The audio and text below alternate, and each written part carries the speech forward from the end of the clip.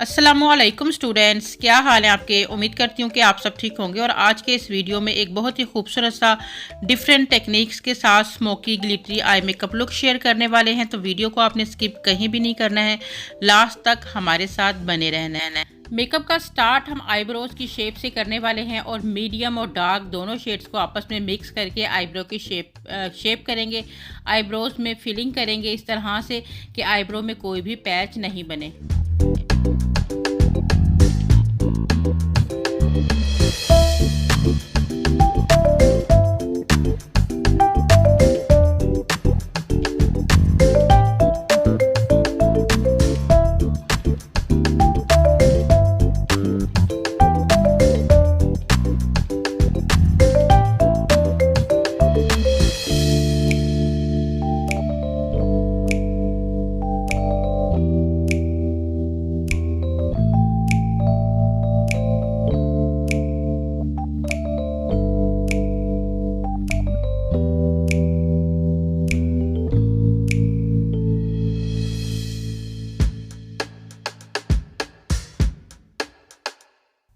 Eyebrows की proper shape कर लेने के बाद स्पूली की मदद से आपने लाजमी से उसको कॉम्ब कर लेना है ताकि और मज़ीद अच्छी ब्लेंडिंग आ जाए। ठीक है, अब हाइलाइटर यूज़ करना है ब्रो बोइन एरिया पर। इनकी अपनी रियल आईब्रोज की शेप वाकई में ही बहुत खूबसूरत है। थिक इनकी आईब्रोज की शेप है और इनकी आई जो है वो स्मॉल साइज़ की आईज़ है। ठीक है, और स्मॉल साइज़ और हुडीड आइज़ के ऊपर जो मेकअप की टेक्निक्स होती हैं हम एक बड़े साइज़ वाली आई मेकअप लुक से डिफरेंट कर रहे होते हैं, क्योंकि जो छोटी आइज़ होती है उसकी जो आपकी कंटोरिंग होती है ना वो ग्राउंड में जा रही होती है। ठीक है, अगर आप लॉन्ग में उसको रखोगे तो आइज़ काफ़ी छोटी लगना शुरू हो जाती है। प्रॉपर तरीके से किस तरह से हम आई की ब्लेंडिंग करते हैं, किस तरह से हम कंटोरिंग करते हैं, सब आपको आज की इस वीडियो में सिखा रहे हैं, बता रहे हैं। ठीक है, इसलिए कहते हैं कि वीडियो को लास्ट तक देखा करें ताकि सब चीज़ों को आप आसानी से सीख सको। ख़ास तौर पर जो हमारे बिगनर्स होते हैं उन्हें इस तरह की बहुत ज़्यादा कन्फ्यूजन्स होती हैं कि वो किस तरह से आई मेकअप लुक क्रिएट करें। ठीक है, कुछ लोगों का माइंड ये होता है कि जस्ट सारी आइज़ के ऊपर एक ही तरह से मेकअप किया जाता है, लेकिन ऐसा बिल्कुल भी नहीं है। आइज़ की शेप के अकॉर्डिंग अगर आप मेकअप करना सीख लोगे तो आप एक परफेक्ट वाला आई मेकअप लुक क्रिएट कर पाओगे।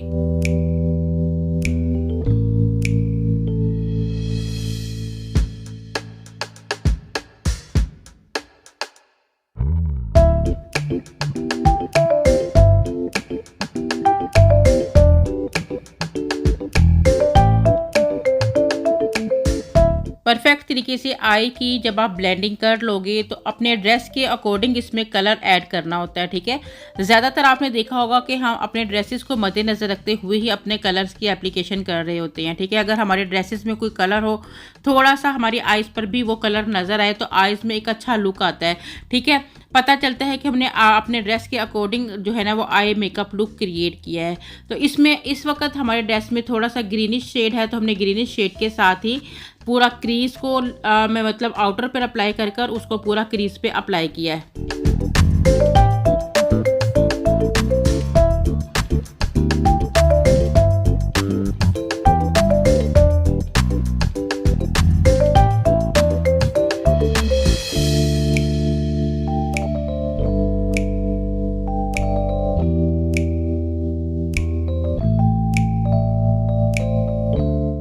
और नेक्स्ट कलर जो इस टाइम मैं यूज़ कर रही हूँ डार्क ब्राउन शेड में अप्लाई करूँगी। ठीक है, डार्क ब्राउन शेड को आपने इस तरह से बड़े ब्रश में उठा लेना, जो आपका कंटोरिंग वाला ब्रश है, और इससे ऐसे जैसे लाइनर वाली जगह पर स्मज लाइनर अप्लाई किया जाता है उस मेथड के साथ जो छोटी हमारी आइज़ होती हैं उन पे ये टेक्निक्स बहुत ज़्यादा काम आती हैं, क्योंकि जो हमारी छोटी आइज़ होती है उस पर जो शार्प वाले लॉन्ग विंग आईलाइनर होते हैं वो मतलब बहुत कम सूट कर रहे होते हैं। उनकी एक डिफरेंट टेक्निक होती है जो बिगिनर्स को उतना नहीं मतलब कि आइडिया होता है कि कौन सी टेक्निक के साथ छोटी आइज़ पे काम किया जाए। और ज़्यादा मुश्किल काम जो छोटी और हुडीड आइज़ होती है उस पर ही हमें मतलब कि सही टेक्निक्स को फॉलो करना होता है। अदरवाइज़ हमारी आइज़ एक तो ऑलरेडी छोटी होती हैं और हमारी गलत टेक्निक्स की वजह से वो और ज़्यादा छोटी हो जाती हैं। ठीक है, तो इन चीज़ों को आपने देखना है। और यहाँ पर आप देखें जब हम ब्लेंडिंग कर रहे हैं तो अपने ब्रश को अच्छे से क्लीन करके तो उसके बाद जो है ना हम ब्लेंडिंग इस तरह से कर रहे हैं ये, और ये आउटर साइड से हम लोगों ने रखना है और इस तरह से ब्लेंड करना है। ठीक है, आप इस तरह से ब्लेंडिंग कर सकते हो। ये एक बड़ा अच्छा मेथड है हमारी स्मॉल आइज़ पर।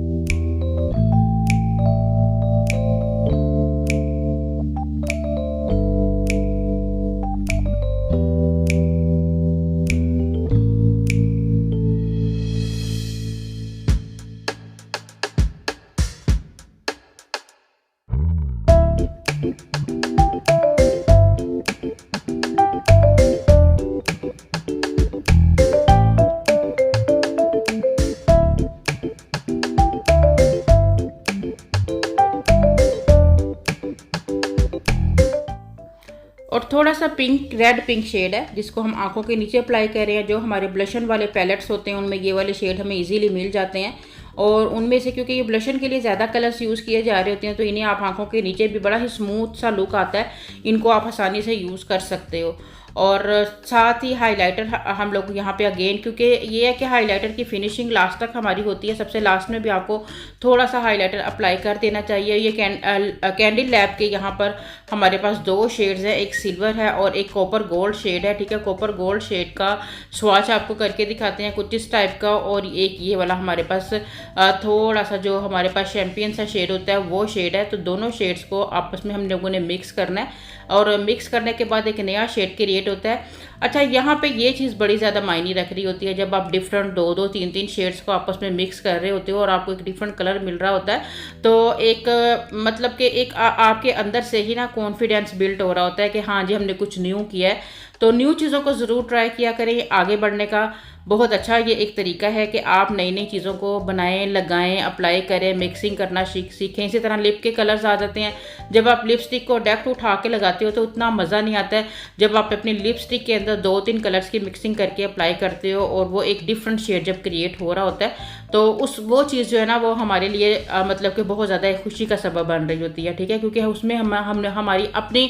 कोई न्यू क्रिएशन हो रही होती है, ठीक है। सेम इसी तरह से कि जैसे हमने इन 2 शेड्स को जो है वो आपस में मिक्स करके एक नया शेड जो है वो क्रिएट करके इनकी आईज के ऊपर अप्लाई किया, जो कि बहुत ही सॉफ्ट लुक जो है वो नज़र आ रहा होता है। कई दफ़ा तो ऐसा होता है कि हमारे इतने ज़्यादा आई शेडो पैलेट्स में हमारे जो हमें ज़रूरत का कलर होता है वो नज़र ही नहीं आ रहा होता है, ठीक है। तो हमें बहुत स्ट्रगल करनी पड़ती है एक एक आई शेडो। फिर अगर आपको मिक्सिंग आती होगी तो आप आसानी से इन चीज़ों को उठा सकते हो। अब ये प्रेस्ड ग्लिटर है, और प्रेस्ड ग्लिटर का ये फ़ायदा है कि आप आसानी से उठाओ और लगा लो, यानी कि रेडी टू यूज़ होती है, उसको आप बस फिंगर से टच करते हो और अप्लाई कर लेते हो।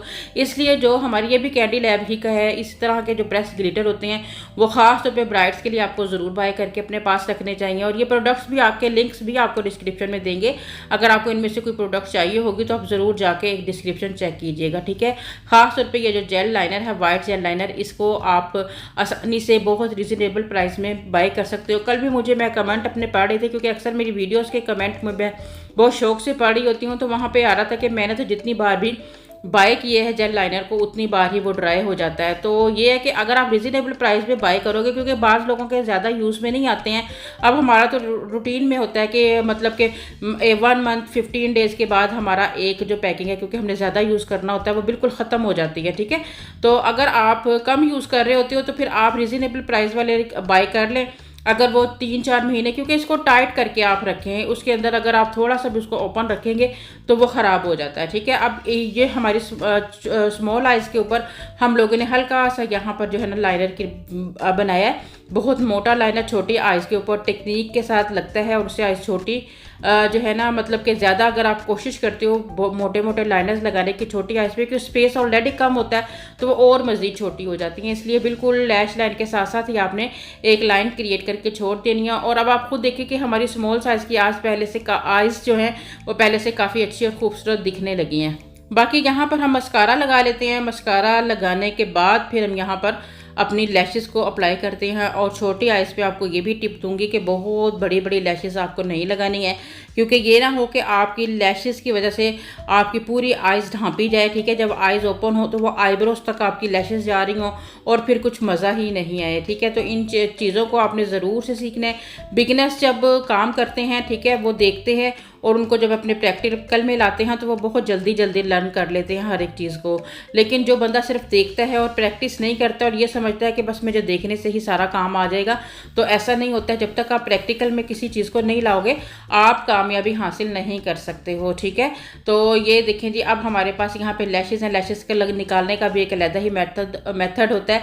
अगर आप लैशेस को कॉर्नर, क्योंकि जो आगे वाला कॉर्नर है अगर ये आप कट नहीं ना करते और आप अपनी आइज़ के अकॉर्डिंग लैशेस को कट करके अप्लाई नहीं करते तो फिर आपकी लैशेस इरिटेशन करती हैं, ठीक, यानी कि वो आपकी आइज़ में कभी आगे वाली साइड से चुभती रहेंगी, कभी आउटर कॉर्नर से चुभती रहेंगी। ख़ास तौर पे जो चुभन होती है वो आइज़ के फ्रंट वाले कॉर्नर से होती है जब हम अपनी लैशेस को बहुत आगे की तरफ अप्लाई कर देते हैं, क्योंकि जब हम आँख खोलते हैं तो वो आगे वाला जो कोना होता है वो हमारी स्किन के अंदर ही चुभ रहा होता है, इसलिए आपने फ्रंट वाले कॉर्नर से काफ़ी पीछे हटा के अपनी लैशेस को अप्लाई करना है, फिर आपकी लैशेस चुभेंगी भी नहीं और बिल्कुल ऐसे लगेगा कि जैसे आपने नेचुरली तौर पर कुछ मतलब अपनी ही लैशेस हैं, ठीक है, वो ओवर भी नहीं दिखेंगी। और बहुत बड़ी लैशेस लगाओगे तो वो ऊपर से ऐसे लगता है जैसे कोई ऐसे छत सी नज़र आ रही है, यानी कि एक शेडो सा नज़र आ रहा है, वो चीज़ भी आपने नहीं करनी है, ठीक है। अब यहाँ पर हम देखें ये नेचुरल सी लैशेस हैं, नेचुरल सा इनका मेकअप लुक है, स्मूथ लुक है इनका नज़र आ रहा है। उम्मीद है कि आपको अच्छा लगा होगा, लाजमी कमेंट करके बताइएगा। इसके साथ ही मुझे आप इजाज़त दीजिएगा,